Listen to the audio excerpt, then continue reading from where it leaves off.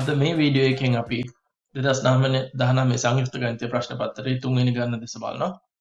මේකේ අපිට කියනවා ආගන් සටහනක ආග z අඩු කිරීම 2/2i මෙන්න මේ කෝණයට සමානයි කියලා. ඒකට අපි දන්නවා මෙන්න මේ සංකේතයෙන් අපි දක්වන්නේ කෝණයක් බව. දැන් මෙහි සංකේතය කොහොමද අපි පොඩ්ඩක් හඳුනාගත්තොත් අපිට සංකීර්ණ සංඛ්‍යා දෙකක් තිබුණොත් z අඩු කිරීම w කියලා. එතකොට මේ සංඛ්‍යා දෙක අතර ආනතිය අපි ආග් මේ සංකේතයෙන් දක්වනකොට මොකද්ද මේක අපි හිතමු ඒක යම්කිසි තීට කියලා ආනතියක් කියලා. එතකොට ආගම් සටහන මත මේ z සහ w කියන සංකීර්ණ සංඛ්‍යා දෙකේ පිහිටීම අනුව අපිට හඳුන්වන්න පුළුවන් මේ ආනතිය w කියන සංකීර්ණ සංඛ්‍යාවේ සිට z කියන සංකීර්ණ සංඛ්‍යාවට අඳපු රේඛාවට මෙන්න මේ දක්වන ආනතියයි අපි මෙතනදී තීට කියලා හඳුන්වන්නේ. එතකොට මේ අඩු කරන සංකීර්ණ සංඛ්‍යාව සිට z දක්වා. එතකොට මේක අපි කොහොමද හඳුනගන්නේ? අපි ලිව්වොත් ආග z අඩු කිරීම 2/2i මේ විදියට. දැන් මේක අපි දන්නවා මේක ඍණ 3යි පයි බෙදීම 4 කාණතියක් තමයි මේ වෙලාවේ දක්වන්නේ. එතකොට මේකම අපි ලියනවා z අඩු කිරීම 2/2i ඍණ ලකුණ පොදු සාධකයක් විදියට එළියට අරගෙන. දැන් අපිට පේනවා මෙතන w කියලා අපි ලියපු සංකීර්ණ සංඛ්‍යාව වගේ තමයි මෙන්න මේ කොටස. දැන් එහෙනම් මේකෙන් මොකද්ද කියන්නේ? මේකෙන් කියන්නේ මෙන්න මේ සංකීර්ණ සංඛ්‍යාවේ සිට ඕනෑම z තවත් සංකීර්ණ සංඛ්‍යාවකට මෙන්න මේ ආනතිය ලැබෙන විදිහටයි අපි අපේ සියලුම සියලුම සංකීර්ණ සංඛ්‍යා ටික නිරූපණය කරන්න අවශ්‍ය වෙන එක. කියන්නේ අපිට මෙන්න මේ අවශ්‍යතාව සපුරාලන z සංකීර්ණ සංඛ්‍යා සියල්ල ආගම් සටහනේ ඇඳලා පෙන්වන්න කියලා. ඒකට කොහොමද මම ආගම් සටහනක් ගත්තොත් මෙතනට 2/2යි කියන සංකීර්ණ සංඛ්‍යාව අපිට පහසුවෙන් හඳුනා ගන්න පුළුවන්. අපි සංකීර්ණ කොටසේ එහෙම නැත්නම් අතාත්වික කොටසේ ඒකක දෙකක් සහ තාත්වික කොටසේ ඒකක දෙකක් ගියාම ඒවා හමු වෙන ලක්ෂ්‍ය තමයි 2/2යි කියලා අපි සටහන් කරන්නේ. එතකොට මෙන්න මේ සංඛ්‍යාවේ සිට අංශක ඍණ 3යි පයි බෙදීම 4ක්. මේකයි අපිට අවශ්‍ය කරන ආනතිය. එතකොට මේ ආනතිය දක්වන ඕනම සංකීර්ණ සංඛ්‍යාවක්. ඒ කියන්නේ ඕනම මේ ලක්ෂයක් වෙන්න පුළුවන්. මෙන්න මේ රේඛාව මත පිහිටන. දැන් මේ මම අඳින්නේ එම ආනතිය දක්වන රේඛාව ඒක මූල ලක්ෂ්‍ය හරහා ගමන් කරන රේඛාවයි. එතකොට මෙන්න මේ මත තියෙන ඕනම සංකීර්ණ සංඛ්‍යාවක් සාධාරණ වශයෙන් කිව්වොත් යම්කිසි a කියලා අගයක් නම් මේ a සහ ai කියන අවස්ථාව මේ රේඛාව මත තාත්වික කොටස සහ අතාත්වික කොටස සෑම විටම සමානයි. එතකොට අපේ z නිතරම මෙන්න මේ ආකාරයේ සංකීර්ණ සංඛ්‍යාව තමයි අපේ මේ අවශ්‍යතාව සපුරාන සංකීර්ණ සංඛ්‍යාවන් වන්නේ. දැන් අපි පළවෙනි කොටස ඒ අනුව ලබා ගත්තා. අපි සංකීර්ණ සංඛ්‍යාව වලට රේඛාවක් ඇඳලා පෙන්වනවා. මේ රේඛාව මත තියෙන ඕනම සංකීර්ණ සංඛ්‍යාවක් මේ කියන අවශ්‍යතාව සපුරාන බව. දෙවන කොටස මේ ප්‍රශ්නේ තියෙන්නේ n හොවන්න අයරකින් අපි පෙන්වන්න ඕනේ මේ අවශ්‍යතාව සපුරාලන විට මේ කියන සංකීර්ණ සංඛ්‍යාවේ විශාලත්වයේ අවම අගය මෙවැනි සංකීර්ණ සංඛ්‍යාවල අවම අගය ලැබෙන්නේ කොමන විටද z කියන අපේ සංකීර්ණ සංඛ්‍යාව මෙම අවශ්‍යතාව සපුරාලනවා නම් n හොවන්න අයරකින් අපිට මේක කරන්න පුළුවන්. අපිට මේක කරන්න දෙවිදියක් තියෙනවා. මම මුලින් මේ ප්‍රස්තාරයේ මේ අඳපු ප්‍රස්තාරයේ භාවිතයෙන් කරන විදිය පෙන්වන්න.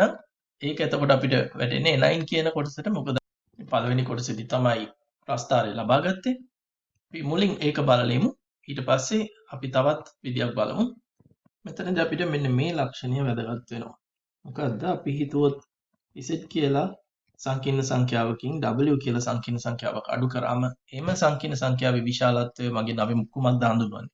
මේකෙන් හඳුන්වන්නේ මෙම සංකීර්ණ සංඛ්‍යා දෙක ආගම් සටහනක් මත අපි මේක ගත්තොත් එම සංකීර්ණ සංඛ්‍යා දෙක අතර තියෙන දුර තමයි අපි මේ විශාලත්වයෙන් හඳුන්වන්නේ සංකීර්ණ සංඛ්‍යා දෙකක් අතර. එතකොට මෙන්න මේ දුර අපිට දක්වන්න පුළුවන් z අඩු කිරීම w කියන සංකීර්ණ සංඛ්‍යාවේ විශාලත්වය ලෙස.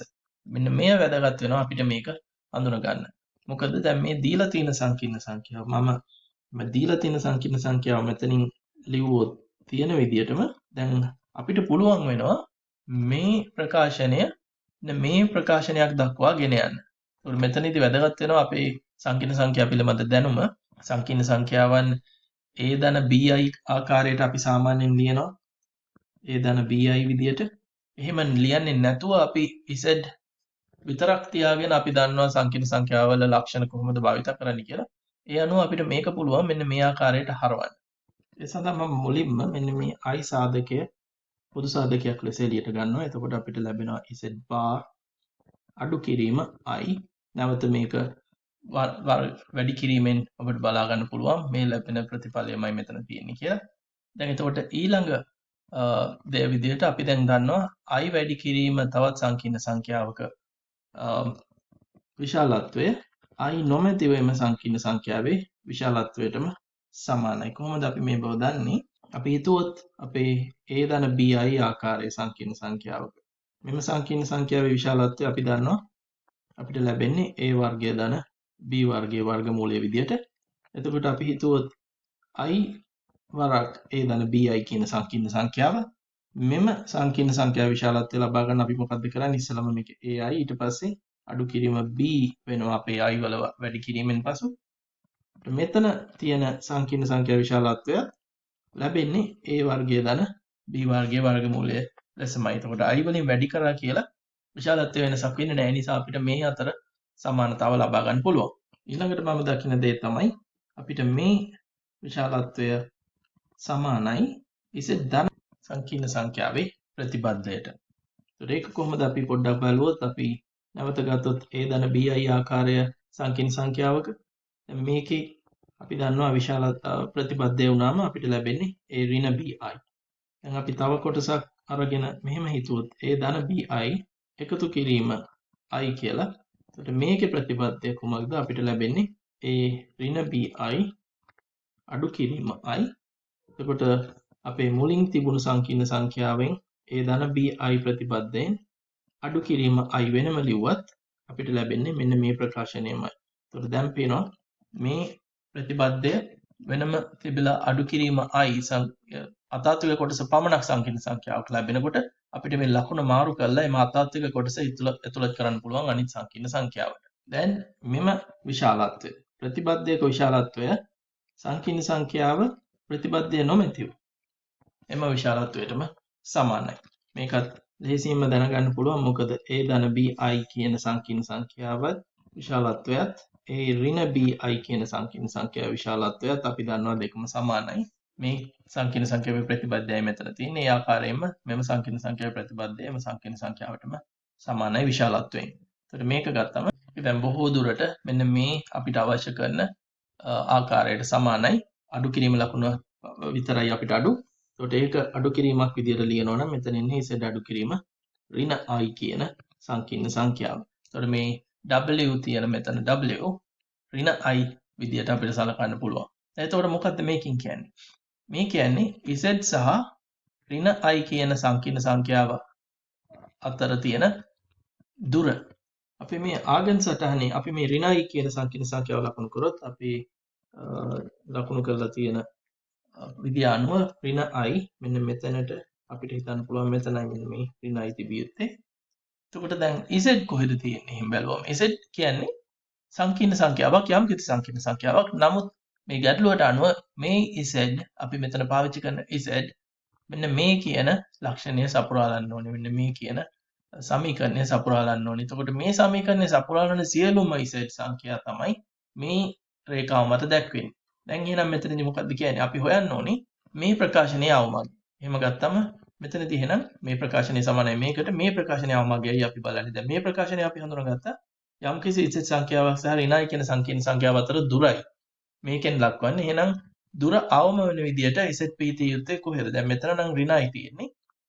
මේ ඕනම ලක්ෂයක් මේ රේඛාව මත තියෙන ඕනම ලක්ෂයක් මේ z නිරූපණය කරන්න පුළුවන්. නමුත් දුර අවම වෙන විදියට අපි ලක්ෂයක් මේ රේඛාව මත ලකුණු කරොත් ඒක සිටිය යුත්තේ මෙන්න මේ ඍණ i සිට අඳින ලම්බ රේඛාවේ තමයි ওই කියන z අපිට හමු යුත්තේ. දැන් අපි එහෙනම් හොයාගන්න ඕනේ මෙන්න මේ දුරයි. මේ දුර තමයි අපිට ලැබෙන අවම දුර. දැන් මම මේ අවම දුර d කියන සංකේතයෙන් දැක්වුවොත් අපිට මේ මෙතන අපිට ඍජු කෝණාශ්‍රිත කෝණයක් තියෙන හින්දා මෙතන අපිට කර්ණය ලැබෙනවා. කර්ණය ඒක ඒකකයයි. එතකොට මේ ආනතිය මේ කෝණය කුමක්ද? මේ කෝණය අපි දන්නවා අපිට දීලා තියෙන මෙන්න මේ කෝණය අනුව අපිට හදා ගන්න පුළුවන් මෙතෙන්ට එන්නේ 5 බෙදීම 4 කියන කෝණය. එහෙමනම් අපි D අපිට ලැබෙනවා අවම දුර අපි දක්වන D අපිට ලැබෙනවා 1 cosine 45 කියලා. එකවරක් cosine 5 බෙදීම 4. එමත් නැත්නම් එක බෙදීම මූල දෙකක් තමයි අවම දුර වශයෙන් ලැබෙන්නේ. දැන් මම කියපු විදිහට මේ එක් ආකාරයක් අපි මේ ගාන හදන්න පුළුවන්. මේක අයිති වෙනවා n9 කියන කොටසට. මොකද අපි මේ දීලා තියෙන අපි අඳගත්ත ප්‍රස්ථාරය භාවිත කරනවා. එහෙම නැත්නම් පළවෙනි කොටස භාවිත කරන නිසා. අපි බලමු තවත් විදියකට කොහොමද මේක හදන්නේ කියලා. මෙතන අනිත් විදිහේදී මම පාවිච්චි කරනවා අපි සාමාන්‍ය සංකීර්ණ සංඛ්‍යාවක් හඳුනගන්න ආකාරය. A ධන bi විදියට අපි ලියන්න කැමති සංකීර්ණ සංඛ්‍යාව අපි බලමු එහෙම ලියලා කොහොමද මේ ගාන තවත් විදිහකට හදන්නේ කියලා. මේ අනෙක් ක්‍රමයේදී අපි දැන් බලනවා මෙන්න මේ අවශ්‍යතාව මේ සමීකරණය සපුරා ගන්න ඕනේ අපි. එතකොට මේ අවශ්‍යතාවය සපුරාගෙන Z අපි දැනගත්තා මෙන්න මේ රේඛාව මත පිහිටනවා. තවත් අපි දෙයක් දැනගත්තා. එම රේඛාව මත පිහිටන ඕනම සංකීර්ණ සංඛ්‍යාවක් A ධන ai ආකාරයේ වෙන්න ඕනේ. එතකොට මම මේ Z කියන එක සාමාන්‍ය විදියට ලිව්වොත් A ධන bi කියලායි අපි සාමාන්‍යයෙන් ලියන්නේ. නමුත් මේ අවශ්‍යතාව සපුරාලන ඕනම සංකීර්ණ සංඛ්‍යාවක තාත්වික සහ තාත්වික කොටස සමාන විය යුතුයි. මොකද මේ දීලා තියෙන කෝණය සපුරාලන්නේ එම කියන සංකීර්ණ සංඛ්‍යාව පමණයි. මොකද 2 ධන 2යි කියන රේඛාව හරහා තමයි මේ කියන්නේ අංශක 45ක් හදන්නේ. දැන් මේක ගත්තොත් දැන් මට පුළුවන් අපේ මේ අවමාගයේ සෙවිය යුතු විශාලත්වයේ සෙවිය අවම විශාලත්වයේ සෙවිය යුතු සංකීර්ණ සංඛ්‍යාව මේ ප්‍රකාශනයේ භාවිතෙන් ලියා ගන්න. එතකොට අපිට ලැබෙනවා තියෙන්නේ I Z bar එක. ඒ කියන්නේ මෙතන I Z bar අපිට එනවා A ධන AI bar එහෙම නැත්නම් ප්‍රතිබද්ධය එකතු කිරීම එක. දැන් මෙතන I ඒ අඩු කිරීම AI එකතු කිරීම එක. වැඩි කරාම I වලින් අපිට ලැබෙනවා AI ධන A ධන 1. දැන් මේකේ තාත්වික කොටස ඉදිරියෙන් ලිව්වම A ධන 1යි ධන AI. මේක තමයි සංකීර්ණ සංඛ්‍යාව. ඒතකොට මේකේ විශාලත්වය අපිට ලියන්න පුළුවන් වර්ගමූල A ධන 1 වර්ගය ධන A වර්ගය ලෙස. තව පොඩ්ඩක් සුළු කරගත්තොත් අපිට පේනවා මෙතන එනවා 2A වර්ගය ධන 2A ධන 1. දැන් මේකේ අවමාගය තමයි අපි හොයන්නේ. ඒ කියන්නේ මේ කොටසේ අවමාගය. මේ කොටසේ අවමාගය මේ කොටසේ අවමාගයමයි. දැන් මේ වර්ගමූලය ඇතුළේ තියෙන කොටසේ අවමාගය අපිට ලබා ගන්න නම් මේක වර්ග පූර්ණයක් කොට ලියා ගන්න වෙනවා. එතනදී ඔබ දන්නවා අපිට වැදගත් වෙන්නේ පළවෙනි පද දෙක පමණයි. එතනදී අපි සාධකයක් ලෙස දෙක ඉවත් කරොත් ඒ වර්ගය ලෙසම තියාගෙන ලියා ගන්න පුළුවන්. වර්ගමූල දෙවාරයක්. ඔබ දන්නවා වර්ග පූර්ණය කරද්දී වර්ග කොටස මූලයක් ලෙස A ලැබෙනවා. එතකොට දෙවෙනි පදේ අපිට භාගයක් ලබා ගන්නවා. ඒකට භාගයයි. ඊට පස්සේ අපි වර්ගය යොදනවා. දැන් මේ A වර්ගය වර්ග කරාම මේ වර්ගය ලැබෙනවා. පද දෙකේ ගුණිතය දෙගුණේ අපිට A ලැබෙනවා. නමුත් මේ පද දෙකේ ගුණිතය මේ දෙවන පදේ වර්ගය අපිට ලැබෙන්නේ නැහැ මේ කොටසේදී. දෙවන පදයේ වර්ගය 4න් 1යි. ඒ වරක් 2 භාගයයි. එම භාගය මේ කොටසේ නැහැ. නමුත් ඉතුරු පද ටික අපිට ලැබෙනවා. දැන් මේ නොලැබෙන කොටස අපි ඉවත් කරන්න ඕනේ මේ සමානතාව සුරකින්න. ඊට අමතරව මෙතන ධන 1 තියෙනවා. අපි මේ ධන 1 එහෙමම තබාගෙන අඩු කරනවා අර වැඩිපුර ලැබෙන භාගය. දැන් මේ සුළු කිරීමෙන් අපි ලබා ගන්නවා දෙවාරයක් A ධන භාගයේ වර්ගය ධන භාගය. දැන් කොහොමද අපි අවමාගයට මේක සසඳන්නේ? දැන් අපිට අවශ්‍යනේ මේකේ අවම කොටස. එහෙම නැත්නම් දැන් සමානතාව නිසා අවම මේ කොටසේ අවමාගය. අපි දන්නවා මෙතන වර්ගයක් තියෙනවා. වර්ගයක් කවදාවත් ඍණ වෙන්න බෑ. අවමාගය මේට ලබා ගන්න පුළුවන් බිඳුව පමණයි. ඒ බිඳුව ලැබෙන්නේ ඒ සමානයි ඍණ භාගයක් වෙයි. එහෙමනම් මේ මෙතන අවමාගය ලැබෙන වෙලාවේදී මෙන්න මේ වර්ගමූලයේ අවමාගයක් ලැබෙනවා. ඒකට මේක බිඳුව වෙන වෙලාවේදී තමයි අපිට මේ අවශ්‍ය කරන අවමාගය මේ ප්‍රකාශනයෙන් ලබා ලැබෙන්නේ. ඒ නිසා අපිට කියන්න පුළුවන් අවමාගය A සමානයි ඍණ භාගය විට තමයි ලැබෙන්නේ. ඒ සමාන ඍණ භාගය වෙනකොට මේ කොටස බිඳුවයි. එවිට වර්ගමූලයගේ මෙම ධන භාගයේ වර්ගමූලයයි. ඒකට අවමාගය අපිට ලැබෙන අවමාගය වන්නේ වර්ගමූල භාගය එහෙම නැත්නම් එක බෙදීම මූල 2. දැන් මේ දෙවන ආකාරය අපි මේ ගාන හැදුවේ මූලිකවම අපි වෙනත් ආකාරයකට ගාන හැදුවා. මේ අපිට උදව්වක් වෙන්න ඇතයි කියලා අපි හිතනවා.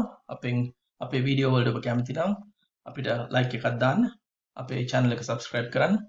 තවත් වීඩියෝ එකකින් ඉදිරියේදී හමු වෙන බලාපොරොත්තු වෙමින් අපි දැන් මෙතනින් නවතිනවා.